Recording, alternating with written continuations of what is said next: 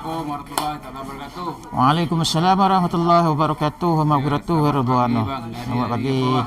Hari ni hari Isnin. Berapa bulan, Bang? 3 bulan Januari 2022. Okey, nama siapa? Nama saya, nama yang ada dalam kad pengenalan Kamarusman bin Isa. Usman bin Isa. Isa. Okey. Tuan ada mat, saya tak ada. Lebih sikit lah. Lebih sikit lah. Okey, dari mana? Dari Tampin ni 9. Okey. Apa ajak nak ijazah ni? Tadi ada rawat Ya. Lepas tu nak ijazah ni, apa ajak nak ijazah? Sebab masalahnya macam ni tuan. Saya ni asyik bila berubat mana-mana pun dia kata ada gangguan, ada saka, ada sihir. Lepas tu bila dah berubat balik semula. Dah berubat balik semula. Jadi macam tak ada kesudahan kan. Jadi bila saya dapat ni, saya memang berajatlah nak belajar supaya pertamanya saya dapat protect diri saya lah dengan izin Allah Ta'ala kan. Kemudian saya dapat bantu keluarga saya sendirilah. Itu yang paling penting lah. Sebab dah rasanya dah macam-macam cara perubatan Islam ni. Saya lain pada perubatan Islam saya tak percaya. Yang perubatan Islam ni macam-macam dah, yang dah buat pagar gaib pun kat rumah pun dah bayar 800 900 pun tak jadi apa. Sebab bila dia kata dah pagar, tapi saya dapat rasa yang rumah saya tu ada lagi gangguan. Sebab saya biasa bau, kalau bau peluh, kita bau peluh badan tu kan. Kalau badan kita lain bau. Kalau jin ni dia punya bau lagi kuat. Jadi saya dapat rasa tu, saya dapat bau tu. Bila saya dapat bau tu saya tahu masih ada lagi gangguan tu. Itu bila dalam minda saya kata kalau dah dipagar, takkan dia boleh masuk lagi. Jadi masalah ni. Ya. Abang kena faham, tengok isteri isteri. Isteri pun kena faham. Bila kita pagar rumah, benda tu tak boleh masuk. Ya. Tapi bila dalam diri awak dia ikut masuk. Ya. Pasal awak tak ada berdinding. Dia ikut dalam badan anak ke isteri ke, dia akan masuk lah. Yalah. Sampai dalam rumah dan dia keluar. Dia duduk dalam rumah. Nak kena faham tentang ilmu ni. Pagar gaib ni kita jarak jauh. Saya bukan nak menidakkan abang, bukan nak sokong orang yang ni, pasal sama juga dengan kita punya ilmu senang kali jaga ni, kita pagar gaib. Kita pagar rumah. Contoh malam tidur lena, tak ada gangguan. Tapi bila kamu keluar rumah, dia masuk dalam badan. Ataupun anak-anak kita, mak bapak kita ke, siapa-siapa yang datang dia ikut. Saya faham tu, yang anu tu saya faham lah. Tapi yang ni baru tuan beritahulah dia ikut dari badan kita, dia numpang kita dulu, baru dia masuk ke dalam. Kalau ikut pagar dia tak boleh lalu kan. Jadi masalahnya itu yang kat kita punya tu, bila kita berubat, yang untuk kita ni dia tak bagi. Jadi cuma pagar aje. Tapi benda tu dia kata dah pagar dia tak boleh masuk, dia kata. Tapi benda masih masuk lagi. Jadi itu yang asbab kuat saya untuk belajar ni, supaya saya sendiri dapat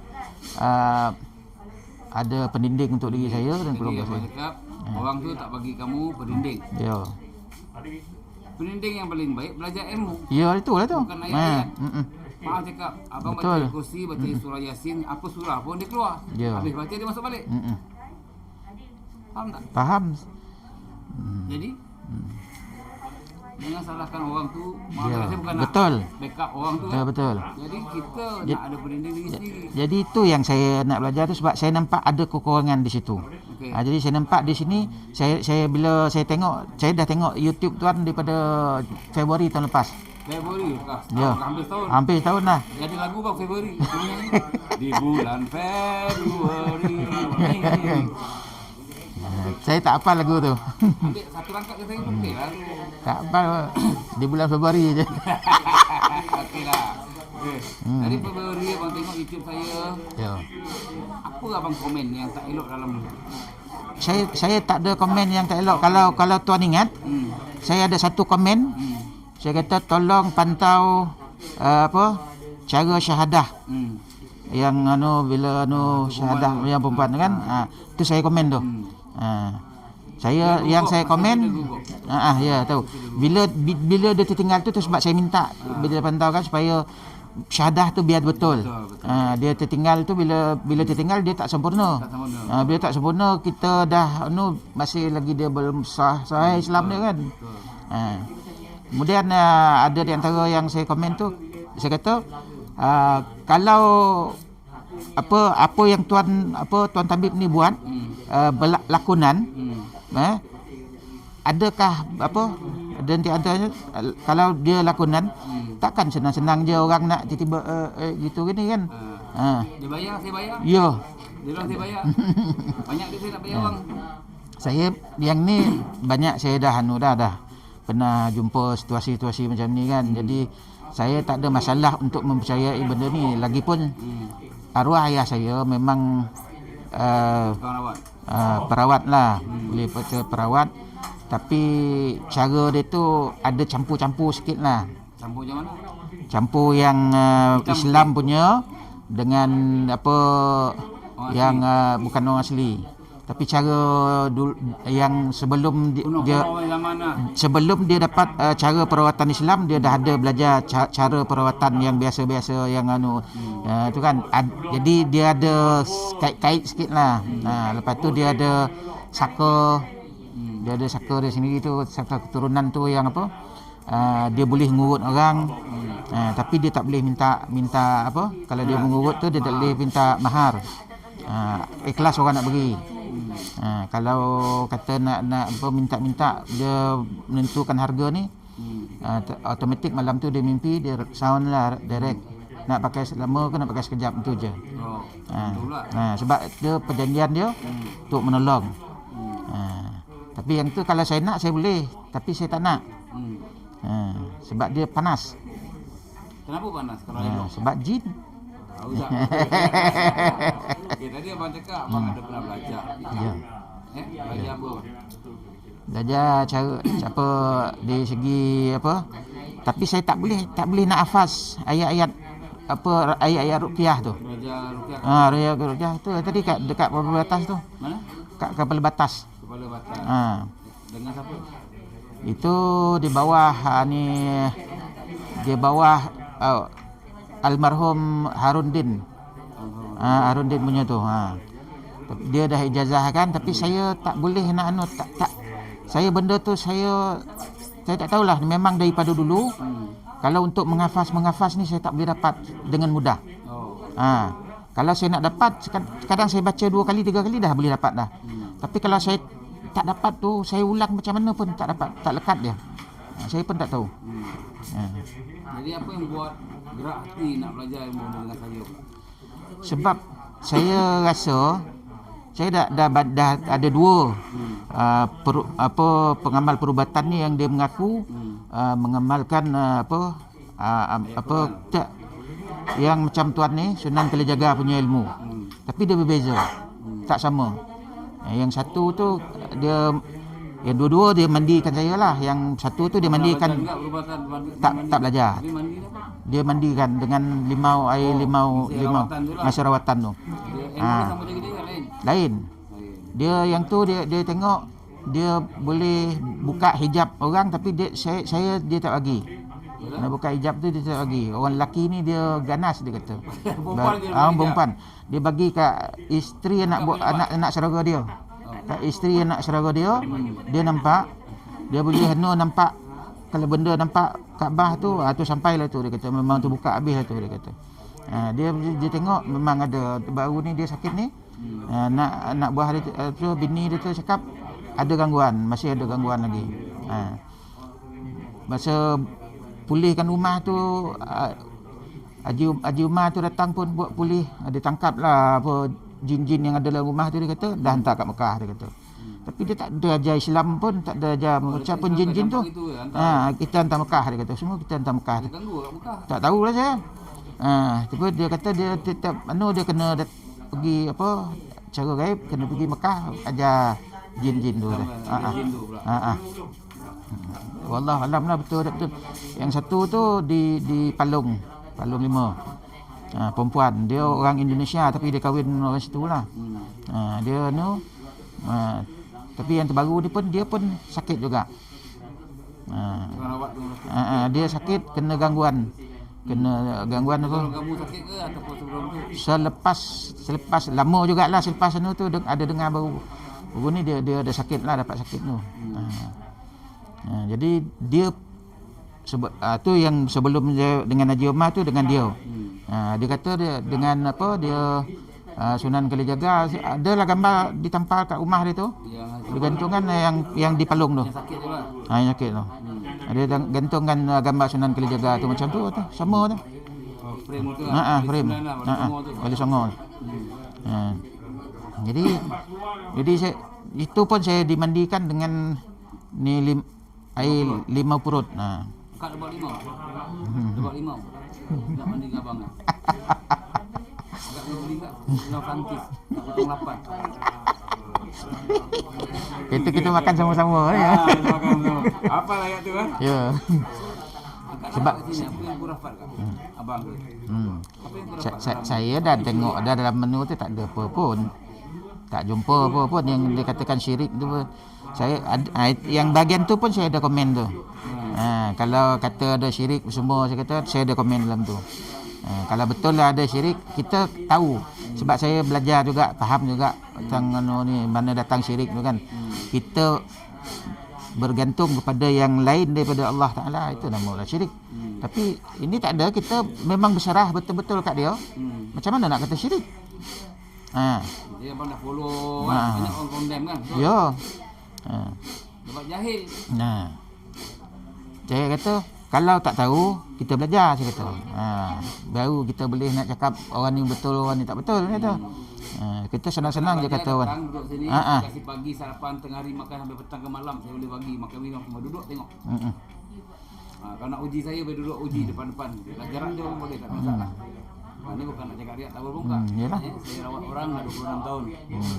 Bukan dakwah ceramah, dakwah saya rawat orang hari-hari. Tak ada pengaji. Jangan bakal kamu ijazah nanti. Inilah ilmu yang sama. Fikir 5 minggu dalam roh, bukan dalam jasad. Sebab dia ilmu tu dia sebab dia kata kita kena menjiwai. Itu yang datang roh tu. Kalau kita tak menjiwai, macam mana dia nak meresap dalam badan kita? Jadi automatik kita ada roh kita dengan izin Allah Taala ada menjadi apa? Pendinding kepada kita. Kalau kita ada lisan, kita biasa lisan kan, lidah ucapnya. Macam tuan cakap tadi lah. Masa kita baca dia keluar. Bila kita tak baca dia datang balik. Jadi bila dia dah sebati dalam jiwa kita, dia nak masuk kat mana? Laluan tak ada. Dah padat dah. Jadi kata orang dah mampat. Jadi kalau kita nak kata buluh mampat lah, kata buluh mampat ni lah. Kalau kita sekat nak potong macam tu je, saya rasa parang tu boleh gongak. Bukan buluh yang putus, tapi parang yang gongak. Begitulah umpamanya kalau kita dah mampat dengan benda tu, insya-Allah dia tak boleh nak lagi. Sebab bila saya tengok dalam YouTube tuan tu, bila tuan merawat pesakit tu kan, tuan suruh dia sebut zikir dalam hati Allah. Saya ibaratkan tuan sedang merawat saya dapat rasa. Saya dapat rasa. Saya zikir Allah dalam hati tu. Saya dapat rasa. Ada. Itu yang bertambah kuat lagi lah. Memang saya nak belajar tu. Kak, apa-apa tak komen? Tak komen apa? Tapi tak jauh, tampil tak jauh. Dia macam ni, ijazah ni boleh ada dua cara. Datang ke depan boleh, jarak jauh pun boleh. Contoh kalau datang banjir, covid ke kan, lockdown ke, telefon dia saya nak ijazah. Nanti kita akan scan, kita beritahu apa yang ada dalam badan, apa debu. Kita dah bayar mahal, kita rawat lah. Rawat tu nanti bayar lah ijazah tu. Lepas tu saya akan rakatkan dalam WhatsApp tu, voicemail, jawab sambut kat situ. Lepas tu saya bagi dia zikir-zikir tadi. Dah zikir dia kat rumah. Zikir di mana-mana kamu berada. Senang je ilmu ni. Kalau datang sini dah zikir tak payah 5 minggu. Pergi mana-mana pun boleh. Paling mudah. Dia zikir dalam hati pun selesai kan. Zikir tu kita buat dalam hati pun dia jadi kan. Roh milik Allah. Ya. Jasad milik siapa? Semuanya milik Allah. Tak ada satu pun yang kita punya. Tak ada satu pun yang kita punya. Jadi kita nak buatkan roh ke jasad? Roh.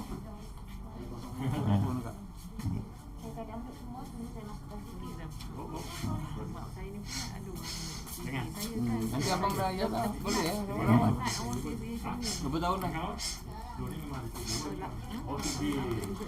Berapa lama dah? Orang TV akak ni? Rasanya daripada kahwin dulu. Mula kahwin dah 30 tahun, 31. Berapa banyak duit habis?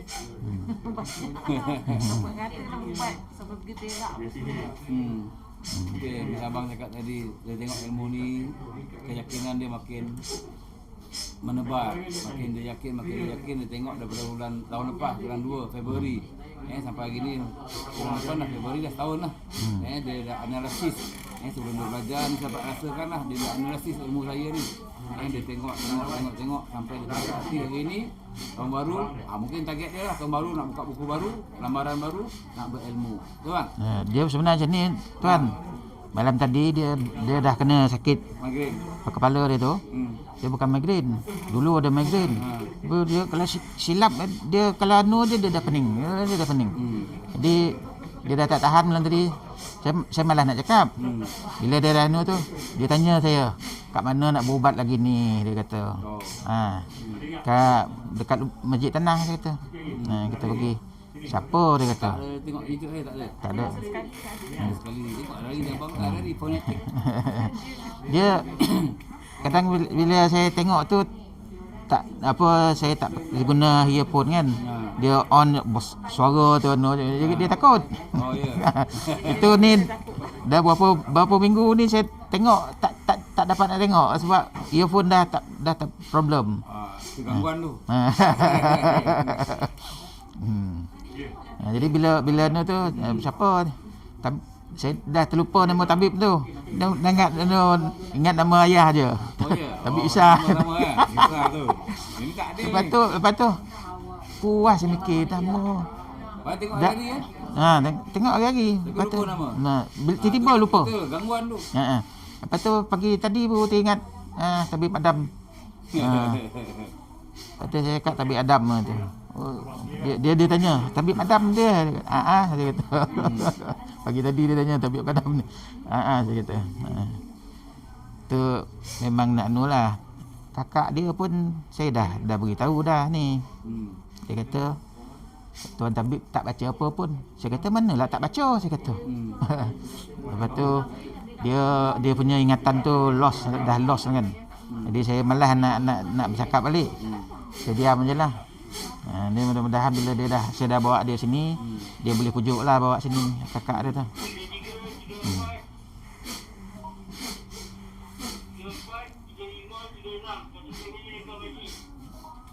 Okey, jadi terima kasih atas komen dan pandangan abang untuk belajar ilmu Sunan Kalijaga ni. Pernah tak dengar saya cakap saya keturunan Sunan Kalijaga? Agak-agak abang percaya? Saya yakin. Apa Sebabnya kalau bukan jalur daripada Sunan tu sendiri, dia mungkin ada kekurangan sikit. Ilmu tu dia dapat penuh, tapi dari segi pengamalan tu, dari segi ilmu tu mungkin ialah waris dengan yang mewarisi dia tak sama. Dia waris dan mewarisi, dia kalau masuk dua-dua sekali dia akan jadi lebih mantap. Tapi kalau dia mewarisi saja, dia bukan darah keturunan tu tak ada. Jadi dia punya tu kurang power sikit lah. Kurang banyak tu dia bergantung kepada apa yang dia yakini. Dia amal dan dia yakinkan. Dia amal tak yakin pun tak jadi juga. Okey. Ada lagi apa nak pesan kepada netizen yang tak percaya ilmu Sunan Kalijaga ni dengan tabib Adam ni? Pada mereka yang tak percaya tu, kalau kita nak tahu, kita kena belajar, kena ada ilmu. Jangan kita jadi syaitan, sombong dengan Allah Ta'ala, konon-konon dia dah cukup banyak ilmu, tapi sebenarnya kita ni masih banyak lagi kurang. Ilmu yang kita ada tu umpama setitik air daripada satu lautan. Jadi bezanya ilmu Allah Ta'ala tu satu lautan tu dia ilmu dia. Kita ni setitik aja. Jadi tak banyak mana pun. Jadi tak perlulah kita nak condemn orang, nak merendah-rendahkan orang, nak kutuk-kutuk orang yang kita ni lebih hebat daripada ni. Kalau kita kata kita rasa kita hebat, lebih hebat daripada ni, samalah kita dengan iblis, syaitan. Dengan Dajjal lah. Ya. Semua pengikut Dajjal lah tu. Okey, kepada anda di luar sana, setiap penyakit ada penawar malaikat mati. Usaha kita cuba sabar, yakin, doa, tawakal. Jangan lupa jawab atas sungguhan besar dan doa salam. Sallallahu alaihi Jangan wasallam. lupa like, share, subscribe, tekan lonceng. Wabillahi taufiq wal hidayah. Assalamualaikum warahmatullahi wabarakatuh. Kun. Bye. Fayakun.